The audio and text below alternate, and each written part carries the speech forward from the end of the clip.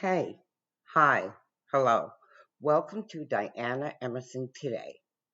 We're listening to Insane Twists, and this is Laura Salmon. Laura Salmon.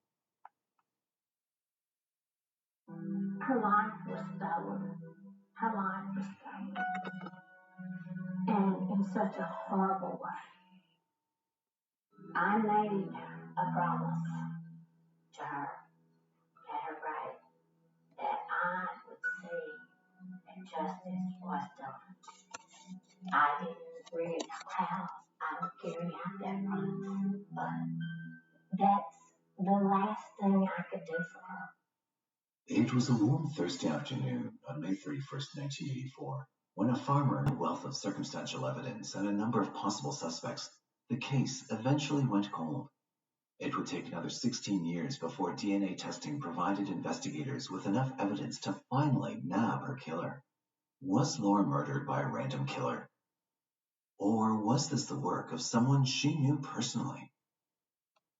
The city of Murfreesboro in Tennessee once served as the state capital for 8 years until that title was awarded to Nashville in 1826. Today, with a population of 153,000 residents, it remains the county seat of Rutherford County and the largest suburb of Nashville, Tennessee. It's an agricultural town with some of its main exports being corn, cotton, and tobacco. Murfreesboro is also known for its high-performing academic institutions, most notably Middle Tennessee State University, or MTSU. When it comes to crime, Murfreesboro's violent crime rates rank lower than the national average, and its property crime rates are on par with cities of its size. As one of Tennessee's fastest-growing cities, it still remains a place where many have chosen to call home and raise a family in. In 1984, Laura Salmon was a freshman at Middle Tennessee State University in Murfreesboro when she met a tragic end. Born on October 6, 1965, Laura Lee Salmon was the only child of Lorene and John Salmon. Even as a child, Laura was so charming and popular that she was crowned Little Miss Murfreesboro in preschool. As she grew up, she was often described as the girl next door. During the summers, she participated in various theater productions hosted by the Murfreesboro Little Theater. Laura's parents divorced when she was quite young, but they remained on friendly terms with each other and co-parented their daughter. Laura excelled academically and graduated with honors from Oakland High School in 1983. She was also a member of the Flag Corps while in high school. In the fall of 1983, she started attending Middle Tennessee State University. At the same time, Laura began working at the Kroger grocery store in Murfreesboro with her childhood friend Trina Daniel. Laura was also in a relationship with high school senior Kyle Gilly, whom she'd met in 1982. Though he was a year younger than Laura, the couple maintained their relationship even after she graduated from high school. Like any young woman her age, Laura was enjoying her time in college, surrounded by friends and making plans for an exciting future. Unfortunately, all the promise and potential of her life was soon cut short by a ruthless killer. On the afternoon of Thursday, May 31st, 1984, local farmer Johnny Muckle was walking around his farm when he noticed a pile of clothes in one of his fields. Upon further inspection, he realized it was the body of a young woman. Immediately, he drove down to the Rutherford County Sheriff's Office to report the gruesome discovery. Officers, led by Detective Robert Ashbury, followed Muckle back to his farm and found a young woman lying on her back in the field exactly as described. It was obvious to officers that she was deceased. She'd been covered up by two pairs of jeans, one a woman's Sergio Valente and the other a man's Resco jeans. A sleeve of a black members-only jacket was tied around her neck. In her right hand, she clutched a pair of underwear which officers guessed were her own. The only item of clothing she had on was a bra. The left side of her head showed visible signs of trauma, and several blood-stained rocks were scattered haphazardly near the body. Officers deduced that her attacker had beaten her with the same rocks. The area where the body was discovered was familiar to officers. It was often used by local high school and college students as a venue for parties and bonfires. It was also a well-known lover's lane for young couples. The young woman in the field was also familiar to many of the officers at the crime scene. She was a friendly blonde cashier from the local Kroger grocery store, Laura Salmon. Laura's body was taken to the Rutherford County mortuary to await an autopsy. Meanwhile, officers visited Laura's parents, Lorene and John, separately. At the time of her murder, Laura had just moved in with her father and stepmother, Brenda. Laura's mother, Lorraine, was devastated by the news, but she immediately pointed the finger at Laura's boyfriend, 17-year-old Kyle Gilly. Lorraine, who was an English teacher at Oaklands High School that Kyle attended, had heard rumors of his behavior that made her uneasy. She went on to tell officers that Laura and Kyle had a toxic relationship. Kyle was known to be possessive and jealous, and often treated Laura badly. Lorraine told officers that she never approved of the couple's relationship and had told her daughter to end things with Kyle. It had come to a point where Laura had constantly stressed out about her relationship. Lorraine and several family members had urged Laura to take out a restraining order against Kyle after he'd started to become violent with her. Lorraine had gone as far as to forbid Kyle from coming to their house while Laura lived with her.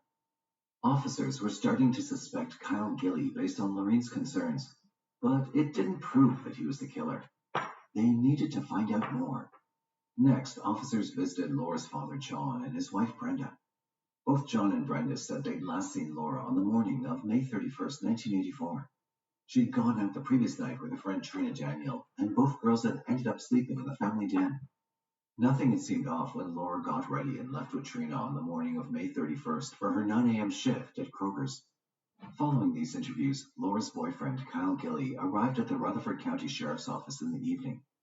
Kyle told officers he'd called Laura's father, who said he needed to go down to the sheriff's office to give a statement about Laura. He spoke to Deputy Chief Robert Asbury, who informed Kyle of Laura's murder. Kyle told Asbury that he last saw Laura on Wednesday, May 30th, 1984, at her grandmother's house. They'd been together from 6:30 p.m. to 10:30 p.m. They'd made some plans to go swimming the next afternoon at her grandmother's house, but he said she never showed up. It was only after he called her father that he figured out something was wrong. Deputy Asbury didn't take down a formal statement from Kyle as he was underage and allowed him to leave. While officers worked on questioning Laura's family about her movements up until her death, Sergeant Ralph LeHue had a hunch. He knew Laura worked at Kroger's and that no one had been able to locate her car yet. He was on patrol duty the night that Laura's body was discovered and decided to drive by the Kroger store on Tennessee Boulevard. His hunch paid off. At 12:40 a.m. on June 1st, 1984, he found a two-toned beige 1976 Oldsmobile Cutlass Salon in the Kroger parking lot. It was Laura's car. The car, along with soil samples and the evidence discovered at the crime scene, was sent to the Tennessee Bureau of Investigation, or TBI, for testing. As investigators waited for the results, they worked on building a timeline of events leading to Laura's murder. They visited the Kroger store to speak with Trina Daniels, Laura's best friend. Trina told officers that Laura had picked her up from work at 11 p.m. on Wednesday, May 30th, 1984. They then went to a nightclub in Nashville and returned to Laura's father's house at around 3:30 a.m. The next morning, on May 31st, Trina had taken a lift with Laura to the store. While Laura began her shift at 9 a.m., Trina had made her way to her own home because she was working a later shift. Trina told officers that when she arrived at work shortly after 1 p.m. that day, she didn't see Laura's car at the usual spot. However, sometime between 3 p.m. and 3:30 p.m., while helping a customer carry out groceries, she'd seen Laura's car parked in a different spot. Investigators then questioned Sybil Waite, who was Laura's supervisor, and Sharon Falk, who had worked the morning shift with Laura the day she died. Both women confirmed that Laura had left early to go swimming at her grandmother's house. During the course of these interviews, more details emerged about Laura and Kyle's troubled relationship. Sharon told investigators that she once advised Laura to seek help after noticing black and blue bruising on her face. Trina added that Laura had confided in her about dating other men while at university and begged her to keep it a secret. Laura was afraid of Kyle's reaction if he found out. This information added a new surprise and shocking complication to the investigation. Although Kyle seemed like the most likely suspect, the fact that Laura was dating freely meant that anyone could be a suspect at this point. On June 2, 1984, Tennessee State Medical Examiner Dr. Charles Harlan performed Laura's autopsy. In his report, he determined that Laura had died due to blunt force trauma to her head, possibly caused by a heavy rock. She'd received a total of 10 blows to different parts of her head, resulting in a spiderweb pattern of skull fractures, as cold case detective Dan Goodwin explained in a television interview. Her left eye had also been discolored, which Dr. Harlan determined was the result of a fist to her face. Dr. Harlan also examined Laura for signs of assault. He deduced that Laura had been intimate with a partner 24 to 48 hours prior to her death. The act was determined to be consensual and not forced, as pointed out by the District Attorney General in a televised documentary. Interestingly enough, the biological sample taken from Laura did not match with the sample found on the men's wrestler's jeans from the crime scene. The Tennessee Bureau of Investigation partnered with the Federal Bureau of Investigation to test Laura's car. There were no fingerprints in the car, not even Laura's. This led investigators to believe that the killer had wiped down the vehicle carefully. What they did find was a single foreign hair that they kept for testing. Through microscopic analysis, the dirt found on the mats inside the car and the fender matched the mud on the road located near the crime scene. On Monday, June 4, 1984, Laura was laid to rest at the Coleman Cemetery in Murfreesboro, Tennessee. The funeral was attended by close friends and family who paid tribute to the bubbly young woman they remembered. Also present at the funeral was Laura's close friend from university, Dan Goodwin, who'd been to the movies with Laura just 4 days before her death. Goodwin promised Laura's mother, Lorene, that he would find her killer no matter how long it took. Lorene, too, made that promise to her deceased daughter. I made a promise to her and her bride that I would see that justice was done. I didn't really know how I would carry out that promise, but that's the last thing I could do for her. Investigators worked through their notes they collected over the course of several interviews with Laura's family members and friends. By this time, investigators felt strongly that Kyle might know more than he was telling them. On June 6, 1984, 17-year-old Kyle was summoned to the Rutherford County Sheriff's Office for an interview. Kyle, being underage, was accompanied by a stepfather during the questioning. Kyle was read his Miranda rights before investigators took a formal statement from him. He told investigators that he'd met Laura at around 6:30 p.m. on Wednesday, May 30th, 1984, at her grandmother's house. At around 9 p.m., the two of them had left in his car and driven to Bellwood Church in Murfreesboro. Kyle explained that he parked his car behind the church before being intimate with Laura. Afterwards, he dropped her back at her grandmother's house. Kyle told investigators that he drove off to work a night shift and assumed Laura had driven back to her father's house. He returned from work at around 7 a.m. on May 31st and went to sleep. Kyle told detectives he didn't wake up until 3 or 4 p.m. His statement was backed up by Kyle's stepfather, who told investigators that he'd seen Kyle sleeping when he came home from work around 3 p.m. The stepfather added that the only time Kyle left home was when Laura's father, John Salmon, told him something had happened to Laura and he needed to go to the sheriff's office. Investigators were still suspicious of Kyle because he was the only one with a strong motive. But so far, his story and alibi had checked out. A month later, in July 1984, TBI agent Tom Carmouche decided to interview Kyle again. Kyle told Agent Carmouche that he'd been to Florida until May 29, 1984. He then repeated the story he told investigators during his June interview. This time, however, he added a new detail. He told Carmouche that after he and Laura had been intimate, they cleaned themselves up using an old pair of his jeans. Yet Kyle denied being involved in Laura's murder, and his stepfather's alibi helped solidify his claims. Without enough evidence to link Kyle to the murder, he was released, much to the disappointment of Laura's mother, Lorene. But investigators were about to find another lead in the case. While putting together a timeline of Laura's movements, investigators received a call from a woman in Nashville, Tennessee. The woman, who wanted to remain anonymous, alleged that she'd been assaulted by a man named John Taylor. The woman claimed that Taylor had threatened that if she didn't keep quiet, he'd do the same thing to her as he'd done to Laura Salmon. This unexpected lead turned the investigation in a different direction. Investigators ran a background check on John Taylor and discovered some interesting information. He attended Middle Tennessee State University and was a member of the same gym as Laura. Taylor also frequented the same fraternity parties Laura attended. Investigators then questioned people who knew Taylor and discovered that he had a history of violence against former girlfriends. They also learned that Taylor was seen near the MTSU campus on the day Laura was murdered. Taylor was called in for questioning by investigators, but he denied assaulting the woman from Nashville. He also denied being involved in Laura's murder or having mentioned the incident to anyone. To rule him out as a suspect, Taylor was asked to submit a hair sample to compare against the strand found in Laura's car. FBI forensic chemist Patty Schwader compared the samples. Although both hair strands were consistent, DNA testing of hair was still years away from making a definitive match. Investigators could not charge Taylor without strong evidence. The next step was to compare the man's genes found at the crime scene with the genes used by Taylor. The genes retrieved from the crime scene had a waist size of 30 inches and an inseam of 36 inches. But these measurements were way too long for Taylor to use on a daily basis. With no strong evidence, investigators released Taylor and ruled him out as a suspect in Laura's murder. Over 100 men were interviewed in the course of the investigation that year, but all were cleared after their alibis checked out. Whoever killed Laura Salmon seemed to have simply vanished into thin air. With no new leads, Laura's case started to grow cold by the end of 1985. However, years later, when new investigators looked over the cold case files, several issues started to emerge. The new investigators discovered that the crime scene had not been properly secured and that evidence had been handled without the use of gloves. It was noted that John Salmon, Laura's father, was the person who found her necklace at the crime scene and discovered more rocks covered in blood. He'd handed these items to investigators, possibly compromising the evidence due to faulty handling. It was also noted that officers had never taken a formal statement from Johnny Muckle, the farmer who discovered Laura's body.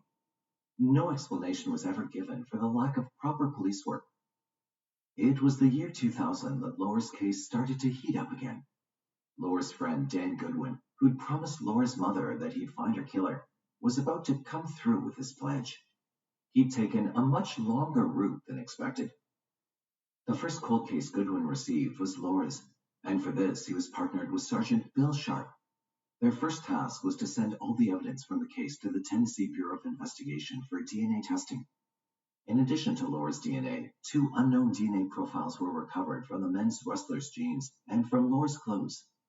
This time around, forensic testing had advanced to the point where DNA profiles from the crime scene could be compared with samples to identify the owner. At the same time, detectives were about to stumble upon another unexpected piece of information. They received another interesting tip. A 16-year-old student from Oakland High School had reportedly claimed that his father was the man who'd murdered Laura Salmon. Armed with the DNA profiles, Goodwin and Sharp got to work quickly. The detectives discovered that the boy's father had a criminal record for aggravated assault. They were able to track down their suspect, a man named David Patterson. But by the time they heard of the rumor, Patterson had been shot and killed in an unrelated incident. Instead, the detectives turned to Patterson's children and asked them to submit DNA samples for testing. In the end, their DNA did not match any of the samples extracted from Laura's body or the men's genes. This ruled out Patterson. Investigators started looking through the case files and the original suspect list. They contacted John Taylor, one of the earlier suspects, who volunteered his DNA for testing. His DNA didn't match any of the samples from the crime scene. In order to ensure transparent police procedure, Detective Dan Goodwin also submitted a DNA sample, as he too had gone on a date with Laura just days before her murder. He was cleared of any suspicion in the murder. But there was still one suspect that investigators were keen on looking up. That was Kyle Gilley. Goodwin and Sharp received Laura's case file looking for any information that may have been overlooked by other investigators. It was at that moment a truly unbelievable piece of evidence came to their notice. They found a curious note about a possible witness who contradicted Kyle Gilley's alibi. Goodwin and Sharp tracked down the witness, Gladys Mears, who still lived in Murfreesboro. Their interview with Gladys was about to blow their cold case wide open. Gladys told investigators that while driving home on the afternoon of Laura's murder, she'd seen a 2-toned beige Oldsmobile Cutlass at the intersection of Twin Oak and Halls Pike. She remembered the car was on the road that led away from the quarry where Laura's body was eventually discovered. She recalled waiting for the car to move first, but the driver was just sitting there. She eventually cut ahead and proceeded through the intersection, but managed to get a good look at the driver of the Oldsmobile. The next day, she learned about Laura's mother through news articles and television reports. Gladys told several co-workers about what she'd seen the previous afternoon. They advised her to speak to investigators. She then visited the Rutherford County Sheriff's Office and informed officers that she'd seen the young man from the newspaper driving the victim's car the same afternoon of the murder. Gladys told Goodwin and Sharp that a few months later, she'd been interviewed again by Agent Carmouche, who provided her with a photo lineup. She picked out Kyle Gilley instantly. According to Gladys, it was the driver's behavior that made an impression on her. He appeared to be staring straight ahead with a blank expression on his face. Armed with this new information that had somehow got lost among the pages of the case file, Goodwin and Sharp started building a profile of Kyle Gilley. They re-interviewed old witnesses and discovered some new ones as their investigation progressed. Some witnesses said that Kyle had stalked Laura around the MTSU campus and even physically assaulted her in the dormitory. The detectives also learned that Kyle had exhibited strange behavior after Laura's death. A new witness, Shelley Davenport, told investigators that when she ignored Kyle's advances, he'd asked her if she wanted to end up like Laura. When she asked who Laura was, he'd openly told her that she was his ex-girlfriend and that he'd killed her. He would get mad at her, grab her by the head, and start banging her head into cars, school lockers, whatever was at hand. He would punch her. On one occasion, he broke out both of her front teeth. Forensic analysts at the TBI Crime Laboratory also worked hard to find enough evidence that could prove the person wearing the rustler jeans was the person who had attacked and killed Laura. The blood on the jeans was tested against Laura's DNA and came back as a positive match. The pattern of blood splatter also indicated that whomever attacked Laura had been wearing the jeans and kneeling next to her at the time of the crime. It also indicated that a blunt instrument like a rock was likely used because the blows had not generated much force. All analysts needed now was to find a match to the biological material found on the jeans. Goodwin and Sharp focused on tracking down Kyle, who had relocated to Florida in 1986. On May 9, 2000, the detectives made contact with Sergeant Rich Gerken at the Manatee County Sheriff's Office in Florida. Gerken reviewed the background information on Laura's case before calling Kyle in for an interview. Once again, Kyle denied having anything to do with Laura's murder, and even denied being intimate with her before her death. Kyle was served a warrant for his blood sample, which was sent off to the TBI Forensic Lab for testing. On May 31, 2000, the 16th anniversary of Laura Salmon's death, the DNA sample of Kyle Gilley positively matched the biological sample found on Laura's jeans at the crime scene. It linked Kyle to the crime scene and proved that he was most likely the person who had killed Laura. On November 13, 2001, Dan Goodwin flew to Florida to interview Kyle. From the outset, Kyle denied being violent to Laura or visiting her on the MTSU campus. He only admitted that the rustler jeans may have been his. Goodwin knew Kyle was lying about everything. Goodwin himself had seen Kyle several times on campus with Laura. He was able to get on record all the denials made by Kyle during their interview. When Goodwin told Kyle that he had an expert who could testify that Laura's killer had been wearing the very same pair of rustler jeans, Kyle asked for an attorney, which subsequently ended the interview. Finally, on November 14, 2001, Kyle Gilley was arrested for the murder of Laura Salmon. Because Kyle had been under the age of 18 at the time of Laura's murder, he was arraigned in juvenile court instead of a criminal court. A hearing was held in 2002 to determine whether his case should be transferred to the Adult Circuit Court. On February 1, 2002, following several witness statements regarding the violent relationship between Laura and Kyle, Juvenile Court Judge Donna Scott ruled that Kyle would be indicted as an adult. On March 6, 2002, a grand jury indicted Kyle of first-degree murder charges. It would take another 4 years for Kyle's trial to begin, as prosecution and defense attorneys argued back and forth over which witness testimony should be allowed in the final hearing. On July 26, 2006, Kyle Gilley's trial for the murder of Laura Salmon began in the Tennessee Court of Criminal Appeals. I'm telling you today that I'm a mother who keeps her promises. I told them why I thought it was hell, or why I knew it. And I was very frustrated that they didn't take that seriously. The prosecution provided witness statements that proved Kyle had exhibited violent behavior towards Laura and often threatened her life. They also used forensic evidence and eyewitness statements to prove that Kyle had been present at the crime scene. According to the prosecution, Kyle had likely attacked Laura in a fit of rage and jealousy when she tried to end their relationship. Kyle's defense, however, tried to dispel their theories by stating that another unknown male DNA sample had been found on the victim. His defense team also highlighted the alibi provided by a stepfather who had seen Kyle sleeping at home on the afternoon of Laura's murder. This alibi was backed up by Kyle's stepbrother, Michael Powell, who said he'd also seen Kyle sleeping in their home at the time of Laura's murder. But when Michael was cross-examined by prosecutors, it emerged that he'd written a letter to Kyle in prison. Michael admitted that in the letter he promised Kyle he'd provide him with an alibi at the trial. In September 2006, Kyle Gilley was found guilty of first-degree murder. According to the 1984 state sentencing laws, Kyle was sentenced to 30 years in prison. In 2008, Kyle appealed his conviction to the Court of Criminal Appeals. The court, however, upheld his original conviction. He'll be eligible for parole on September 25, 2042.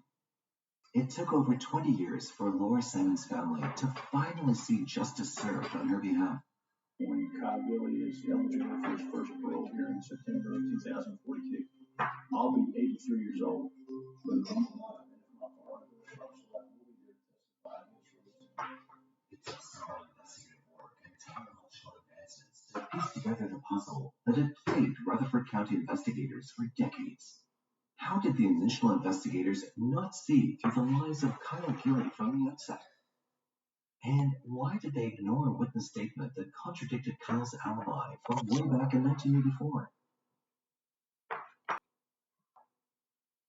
There was a small child of 2 or 3 years old who was pulling at the arm of his mother, who was lying covered with blood on the ground. I heard the child shouting, "Get up!"